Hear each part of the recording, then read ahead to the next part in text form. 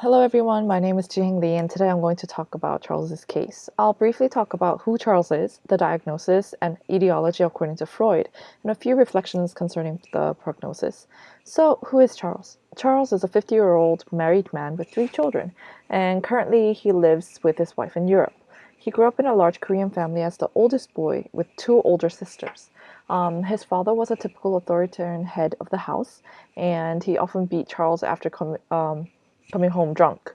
However, his mother, who was also known for her strong character, doted on Charles, more so than he doted on his sisters.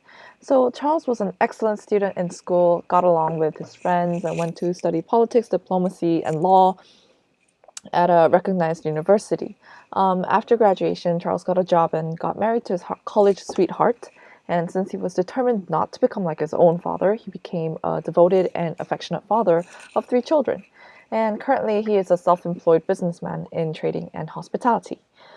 At first encounter, Charles appears to be a passionate, extroverted, pleasant, warm, friendly kind of man. He's humorous and has a knack for storytelling, and his upfront manner draws people in. However, people close to Charles know that he's been losing the spark of life for many years. Charles used to be driven by his ideals of love, loyalty, justice, and service. However, in his 40s, he's already begun frequently talking about death and life as if he's preparing for death. Um, and it doesn't look like it's coming from a healthy sense of realism. Instead, Charles feels helpless and motiveless, and he thinks that putting effort towards personal development and health is useless. Um, Charles also has a lot of health problems, such as obesity and such, but he's been making his condition worse by putting on more weight, picking up smoking again, and leading a sedentary lifestyle. Um, he also doesn't listen to warning from doctors, nor does he take encouragement from friends. Charles also overeats because he can't control his appetite. He also can't control his outbursts of negative emotion, which he expresses through aggressive language and demands. Charles isn't really an orderly or organized person. However, he is a perfectionist when it comes to work. He becomes easily impatient when his standards are not kept and uses verbal aggression.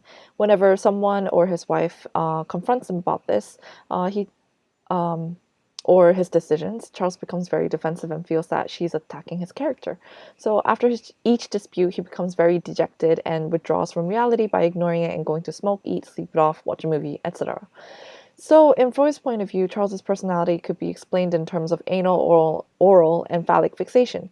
This may be so because of his rearing in a harsh authoritarian home. Um, Charles's chronic problem of uncontrolled appetite, smoking, and his dependence on his wife could be explained by oral fixation. People with fixation of psychic energy in this stage tend to express the infantile need of oral satisfaction through eating, smoking, and drinking. They can also be overly dependent on others as adults, and in Charles's case, we can see that he's very dependent on his wife, who is also his business partner. So whenever a problem arises, he withdraws and disappears, leaving his wife to handle the situation.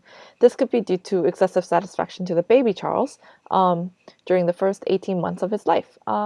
Charles's compulsive need for cleanliness, fear of losing control, and disorganized dispositions are characteristics of anal fixation, which could be a result of traumatic toilet training experience. Charles's adult personality also shows phallic fixation. At the phallic stage of development, boys go through the Oedipus complex. They, however, develop castration anxiety. So, in order to handle this problem, the boys tend to overcome this conflict by repressing their desires and identifying with their fathers. In Charles's case, he internalized his especially strict and powerful father's values. And it's evident in the fact that he experiences guilt even in small violations of personal standards and gets easily defensive at others' comments on his behavior. Although Charles's strong superego helps him to be sacrificial to others and make ethical decisions, phallic fixation could also be a part of the reason why Charles has trouble tolerating less than perfect performances of his employees. Another prominent defense in Charles seems to be denial, which involves actively refusing to accept something despite all evidence to the contrary. Charles acknowledges the statistically proven danger that he is in, and he's been given warning from doctors, which must arouse a great deal of reality anxiety in him, as evidenced by his frequent spontaneous talk about death. But in daily life, Charles appears to be oblivious to the reality. Although he knows that obesity is doing great damage to his ailing back, high blood pressure, and his overall lifestyle, Charles continues to overeat. He's even picked up smoking again, which he knows raises the risks for a stroke, and while making his health conditions worse. He seems to be actively denying the idea of death and having health problems. An alternate explanation to this self destructive behavior could be Thanatos, or the death instinct. Psychoanalysts would encourage Charles to seek analytic therapy to help replace his inefficient and harmful defense mechanisms with more effective ones, such as sublimation, which would allow Charles to channel the impulse to socially acceptable actions.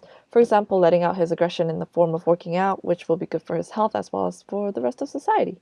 And psychoanalysts would also seek to strengthen his ego functioning by releasing the fixated libido in his oral, anal, and phallic stages. Thank you for listening.